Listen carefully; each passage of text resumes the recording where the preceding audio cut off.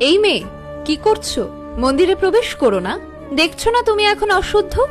এই অবস্থায় মন্দিরে প্রবেশ করতে নেই। আমাকে একটু জল দেবেন? খুব কষ্ট হচ্ছে, পেটে যন্ত্রণা করছে। অন্য কোথাও গিয়ে জল চেয়ে নাও, মন্দিরে প্রবেশ করো না। তোমার শরীর এখন শুদ্ধ নয়, অপবিত্র। এসব কি বলছে?